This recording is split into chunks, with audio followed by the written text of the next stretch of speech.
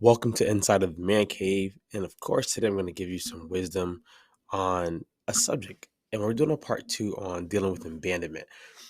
For today, I want to go straight into what it looks like or what it feels like for the person, and then what it feels like for the person that's dealing with the person who has the abandonment situation. So, one of my things that I've done in the past, and sometimes I still do, is I don't trust people.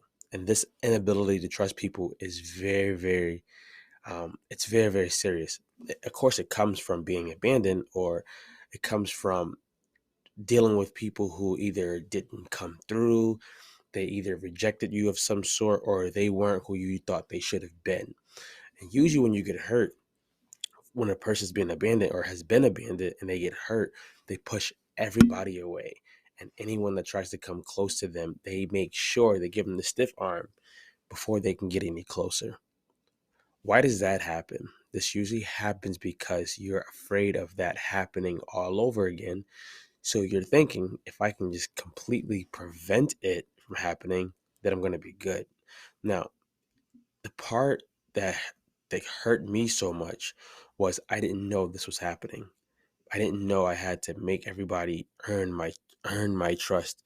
And I don't mean everyone should just immediately have access to you or you trust them. Not that. But people who were close to me, like I just kept them at a distance just in case they hurt me and just in case they left, I would be okay. This is not the way you want to keep living, because what you don't realize you're doing is that you're putting everybody who comes into your life like on this 3-year trial where they have to pass all these tests, they have to do everything right. And what you don't realize is you could be missing a lot of blessings. You could also be missing a lot of good connections. People are not perfect. I'm not perfect. You're not perfect. People are not perfect. We have to get to a place where we accept that people who are coming near us are not the exact same people who hurt us. And that's a fact. It's not easy, but it's definitely doable and it's needed, because at times you're going to realize there's so much of life you can do on your own. You're not going to be able to pull yourself out of certain things. You're not going to be able to succeed and excel in certain areas without the help of others. And if you never trust anybody, you'll never get farther. Now, I know people are like, Drew, but this has happened to me.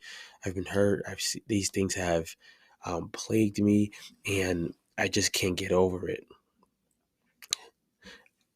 My advice for anybody who's been dealing with abandonment, my advice is first going to always be go to God. Ask God to heal your heart. Ask God to open up your heart and to heal it. The second thing I would do is to realize you're not the person who hurt you or who left you. And when we tend to get into this place of I'm not trusting nobody, we usually end up becoming just like them. Because guess what? The person who probably hurt you probably was hurt by the same exact thing. History usually repeats itself unless we stop it, unless we stop the cycle. The cycle keeps repeating itself. I've said it for years and times. My dad couldn't be a dad to me because he didn't have a father. He didn't know who his father was. It took me a long time to realize that. It took me a long time to accept that. So for me, I had to break the cycle for my daughter to realize I have to do certain things differently. I have to go to therapy. I have to go to God consistently. I have to figure out how to be a dad, because I knew I needed to break that cycle or I would be the same exact person to my daughter.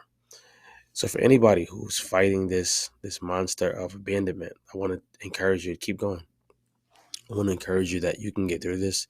You can do this. And I want you to come to these podcasts because I'm going to be sharing a lot about just life, what it feels like, and how do we get from just feeling abandoned to a place of healing and a place of hope.